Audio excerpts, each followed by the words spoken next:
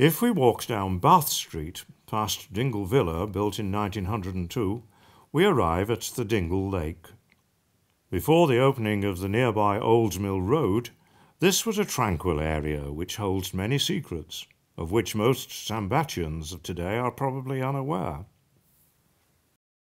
This area was formerly low-lying marshy ground, but around 1850, Mr. Walter Lee created an artificial lake with an island, boating shed, dance hall, and open-air swimming bath. It was known as Happy Valley to the locals.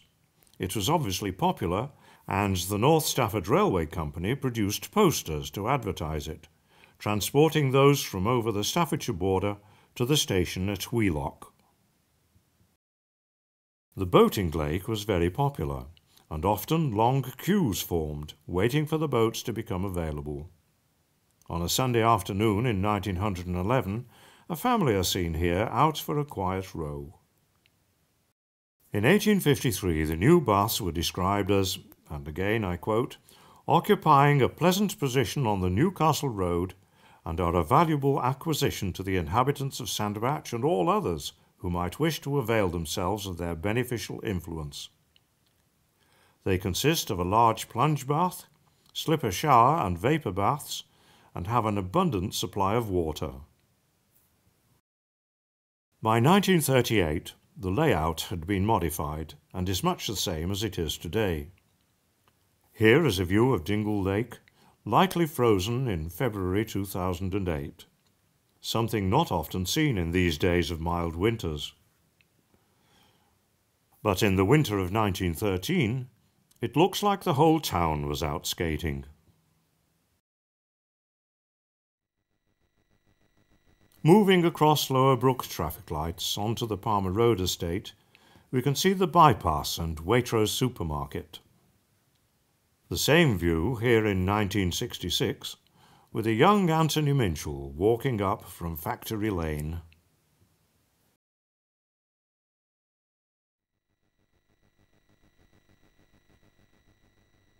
And viewing the same area from the Waitrose car park, looking towards the roundabout. Here's how it looked some 70 years ago, with the silk mill superimposed in position.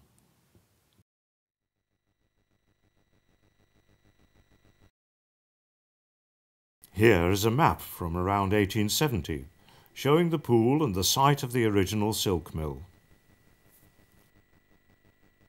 And now a modern aerial view for comparison. From this aerial view, taken in 1956, we can see the size of this huge factory that was built in 1825 by Ralph Percival. It had around 365 windows and was 450 feet long. The mill started life being driven by water, and then was converted to steam, and finally to electricity in 1932. In 1908 it was leased by Lord Crewe to Messrs. G.H. Heath and Company Limited of Macclesfield, the biggest company of silk throwsters in the United Kingdom. The installation of electricity for light and power doubled the mill's capacity for production. In latter years it was approached along Factory Lane off Newcastle Road, which can be seen in the top left-hand corner of the picture. The sandbach factory was a supplier of silk to the hosiery trade, and the staff numbered around 1,000.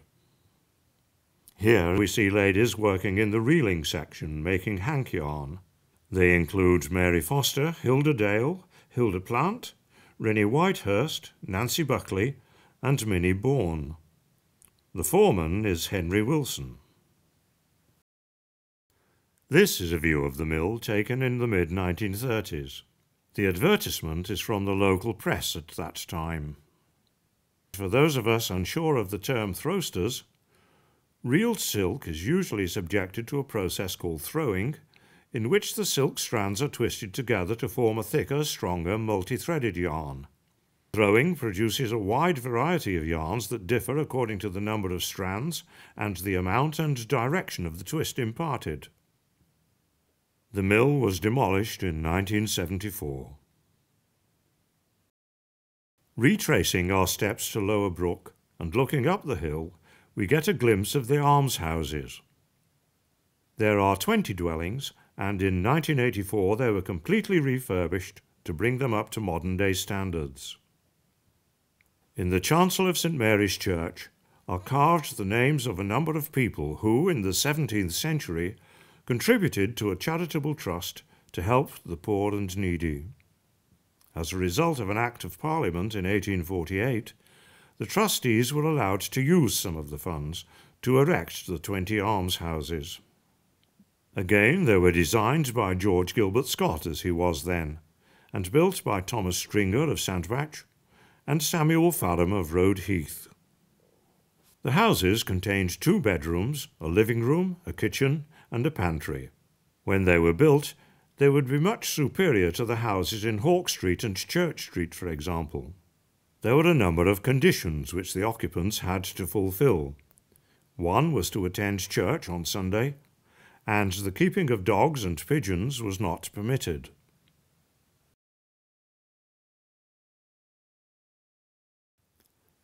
In 1621, William Webb described Sandbach as a pretty market town, and the situation very delightsome.